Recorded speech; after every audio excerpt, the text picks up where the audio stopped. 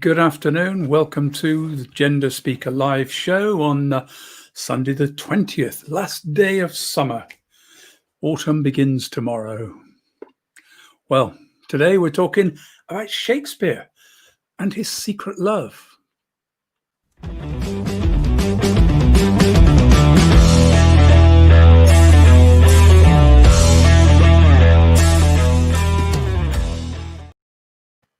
Hi and welcome. Well, Shakespeare and his secret love. Well, there's so much that's been written about Shakespeare and was he gay and what was happening and what about the lost years.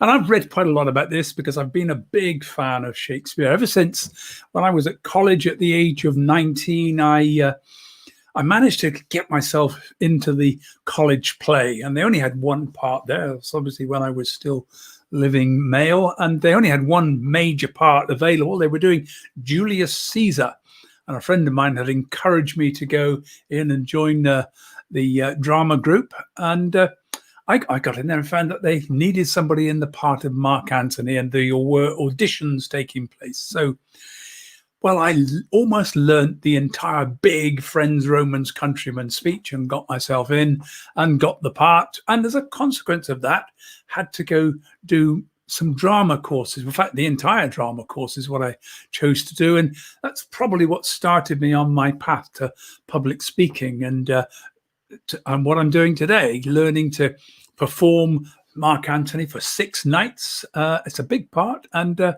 really fun play. So I got into Shakespeare at that stage, not because I was learning it for English, but because I was actually performing it and trying to understand and learn it.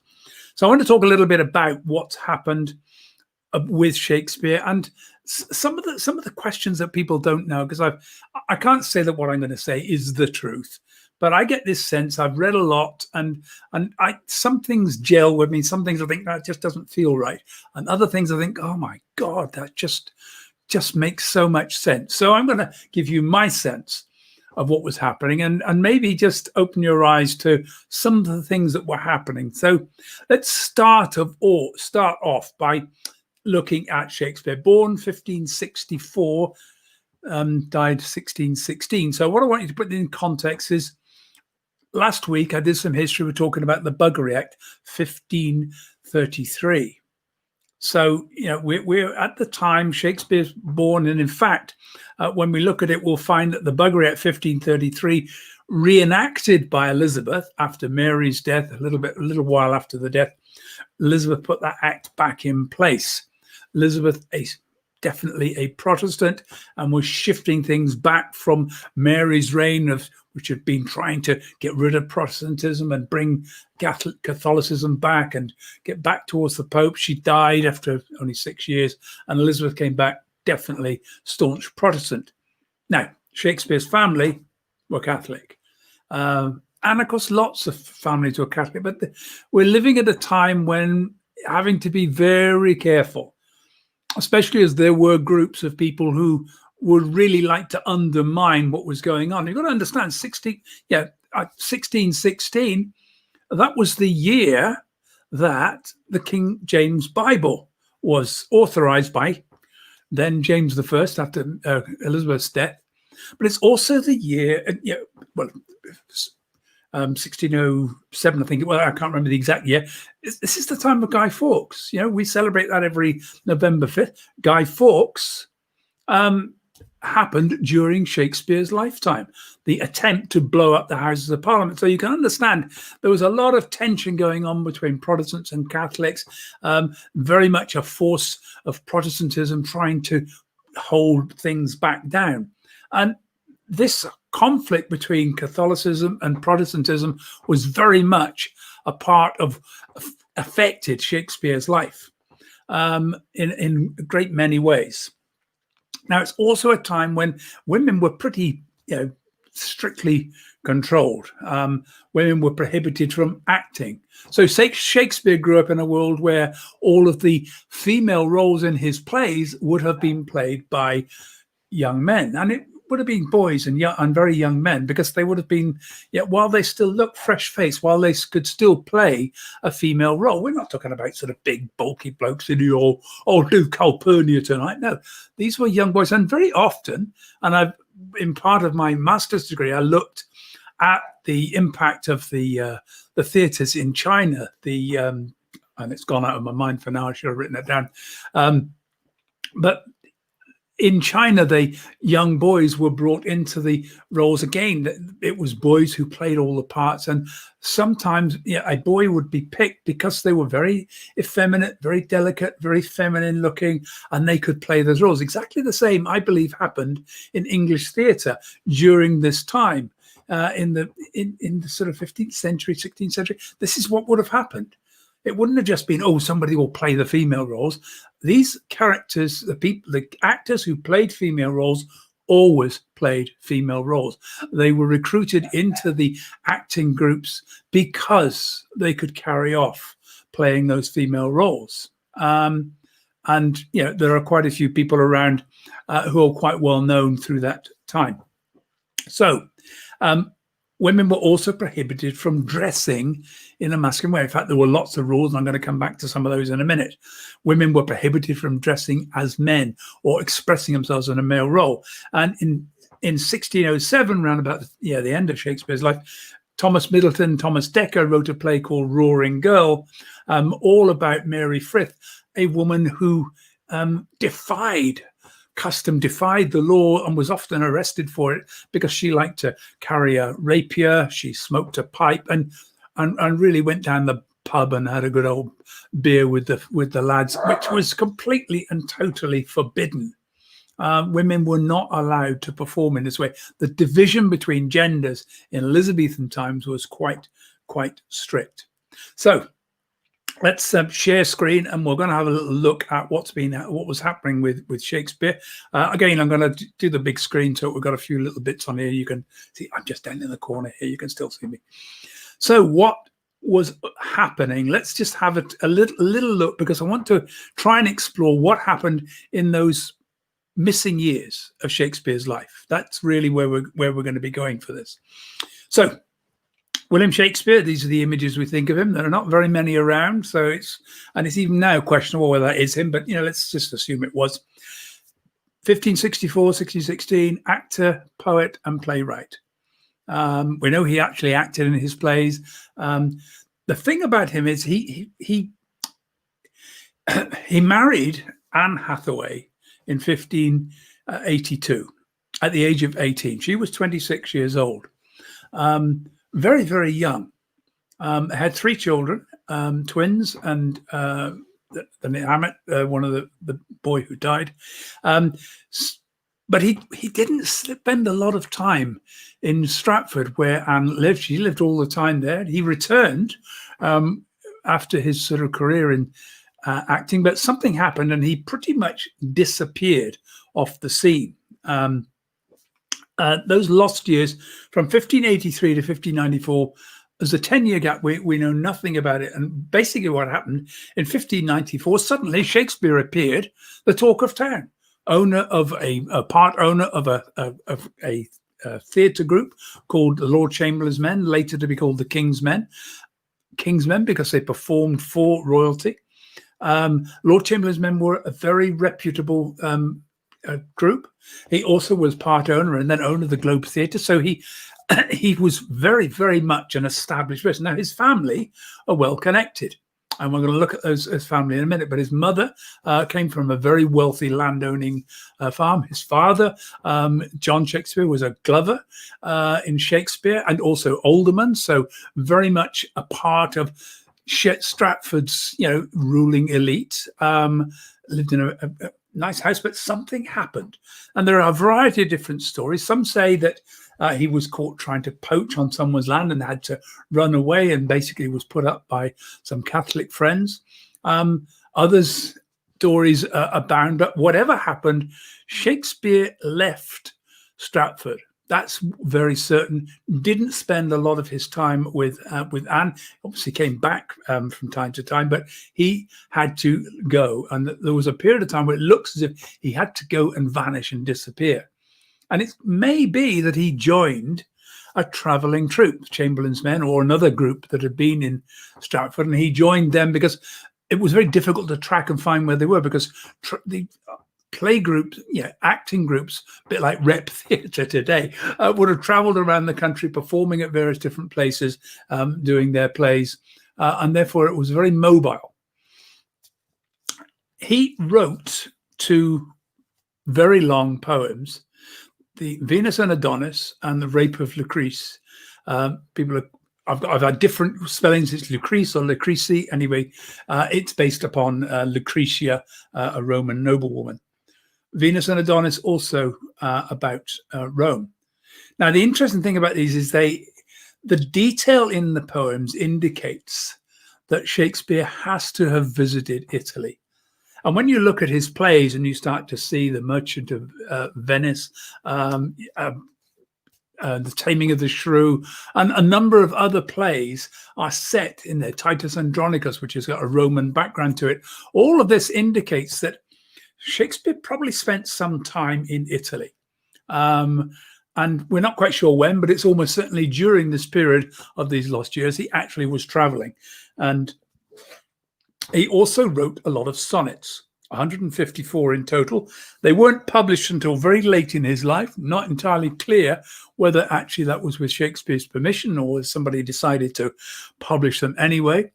126 of those were dedicated to a fair youth. And that's where all of the question comes out. Who was this fair youth? They were apparently dedicated to W.H. But Venus and Adonis and the Rape of Lucrece was specifically dedicated to Henry Wriothesley. So we're going to come on to Henry in a minute and see where that is, because he was also a very young man and a very close friend and devotee of Shakespeare, very much a supporter of his plays. Now, I think it's also important to understand that, things were happening. Let me just look at Mary Wriothesley, the Countess of Southampton, also known as Mary Arden, and it seems was connected to or a friend of or very well known to Mary Arden, Shakespeare's mother. And it's through the women connection where this seems to go. These weren't part of the Southampton line, but these were people who, they were wealthy people, connected to the royal family, connected to Elizabeth. In fact,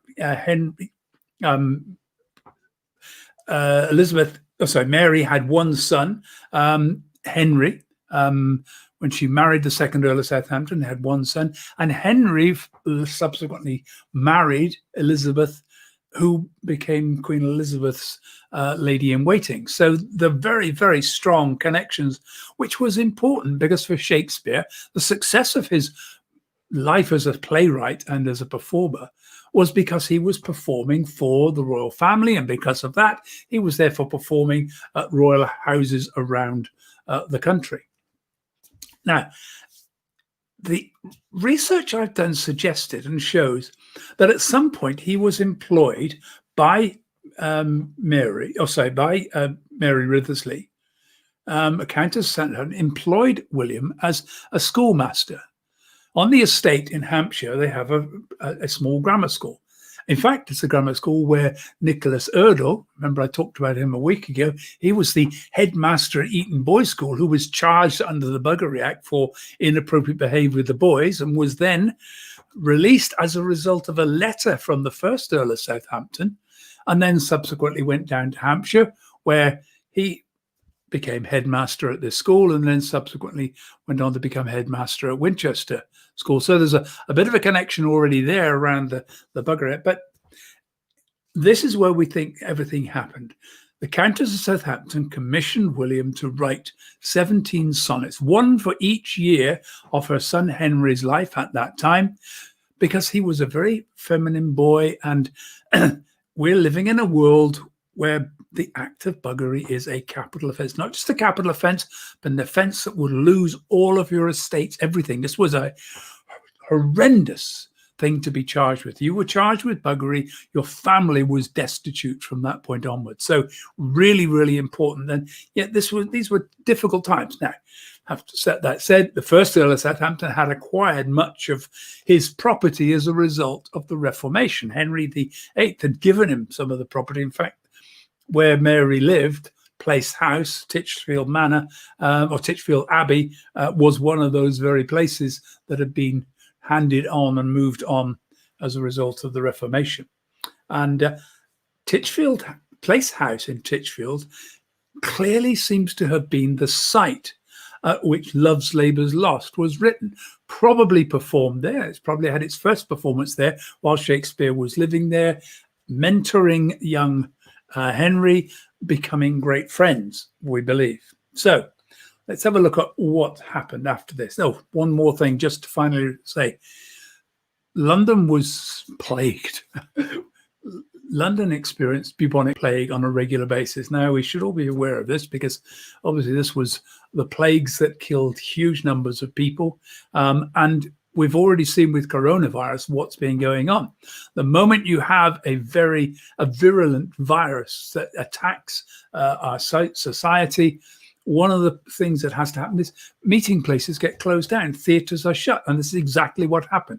When the plague hit London, the theatres were closed because they were one of the primary areas where the disease was being transmitted between people because they were gathering together in confined spaces. So 1593, 1594, that was one of the last plagues that hit London, and that was obviously a time when Shakespeare could not have been there. And probably would have been a good idea not to have been in the country. So it's quite likely that was the time when he was off in Italy with Henry, doing some traveling, writing plays, and seeing this new life. So let's have a look at Henry, the third Earl of Southampton. Here he is. Now, interestingly, about 15, 20 years ago, somebody found a painting in the Southampton property and said, well, what is this? Who is this painting? And I said, well, we don't know. And this is the painting that they found. And so we said, well, do you know, it looks a little bit like Henry, but as a woman. Now, this is in the days before Photoshop, and this is all about artistic interpretation by an artist. But check it again. This is Henry. There is the painting. Now, the sort of shape of the forehead there, the hands, the style of clothing that's being worn. And this is a painting of 17-year-old Henry. Now, look at those two. Can you see just how similar they are? Minor changes in a painting, style of hair and everything else, more feminine clothing, very easy. So, and bear in mind, we're living in a world, Shakespeare's in this world, and Henry, very much a devotee of theatre, would have seen young boys playing female roles, may have even played himself. We don't know for sure. Quite likely Shakespeare might have allowed him to be involved in some of the productions. If he's that big a fan of what was going on, I wouldn't be surprised for that to happen. So this is this thing. Now, here's the problem. You're a 17-year-old young man, a little bit too interested in other men, perhaps, bearing in mind the awful penalties for homosexuality. So there would have been a huge amount of pressure to encourage Henry to get married, even if he was gay. You know, one of the things, this is the same, even up into the 1960s, gay men, trans women, what people did was get married because that was a brilliant cover for being gay, for being trans. People didn't suspect, oh, no, they're married men, they're fine. But secretly and quietly, then you can live those lives if you want to. So here's the situation we've got. 17-year-old. We know that Shakespeare wrote those sonnets. They appear to be written towards that. We know that Venus and Adonis was dedicated to Henry. Lots of Italian influence in Shakespeare's plays, indicating that not just that he was interested in Italy, but that he'd probably been there and traveled and seen and experienced life in Italy for quite a period of time, maybe a year or two. He'd actually lived in Italy, lived maybe even in Spain, and experienced continental life, so that became a part of what he wrote about. I think it's quite likely, and maybe found some interesting plays and things that he could translate into English and then rework. Because even like today, once you got the plot, you got the plot. It's been said that actually, since Shakespeare's plays, there's never been an original plot. I can't imagine he invented all of them. I'm sure he grabbed a few from the Greeks, a few from the Romans, and repackaged them just as we do today. So I now want to look at one of Shakespeare's sonnets, because this is the one that gives a huge indication of what might have been going on there. A woman's face with nature's own hand painted, hath thou the master mistress of my passion? Master mistress, what a strange turn of phrase. A woman's gentle heart, but not acquainted with shifting change, as is false woman's fashion.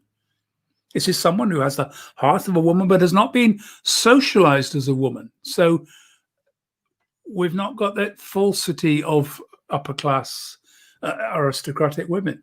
An eye more bright than theirs, less false in rolling, gilding the object whereupon it gazeth.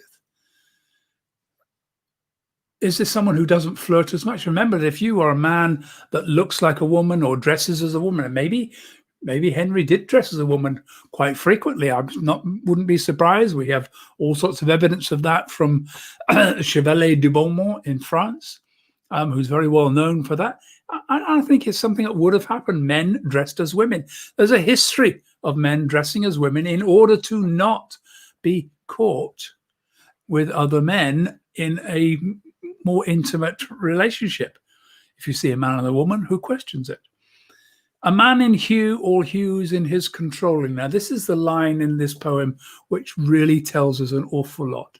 A man in hue. Hue is the word for colour. In Shakespearean time, hue meant colour. All hues in his controlling. All colours in his controlling. In Shakespeare's time, in Elizabethan times, there were sumptuary laws in existence which actually defined which colours you were allowed to wear. So that peasants wore, the common man wore browns and greens. The richer merchants were allowed to wear blues and reds, but only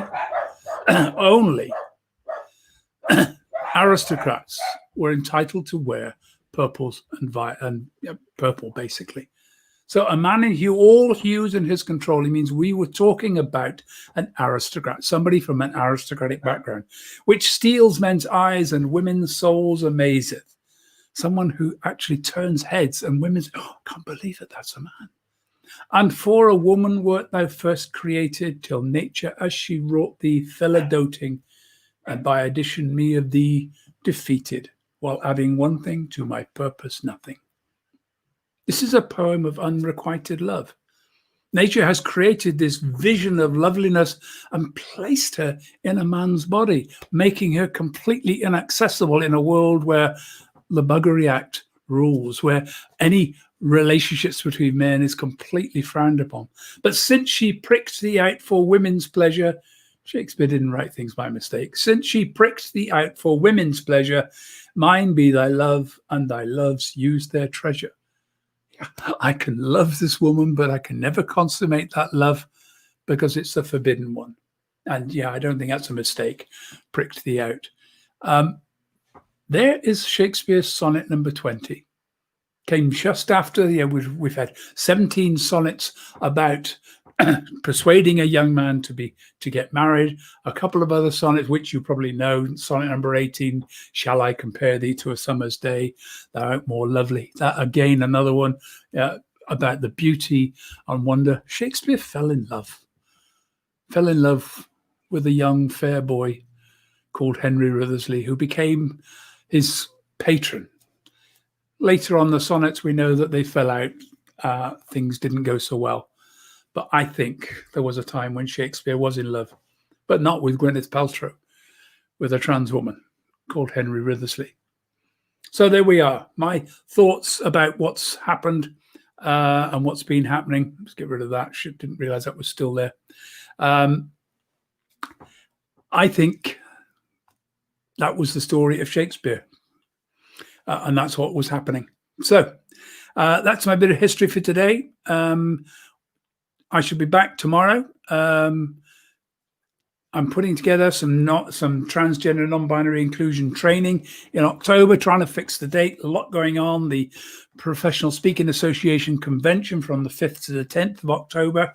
I'm going to be promoting a little bit about that if anybody wants to come along, because it's going to be a fabulous event for anybody interested in speaking.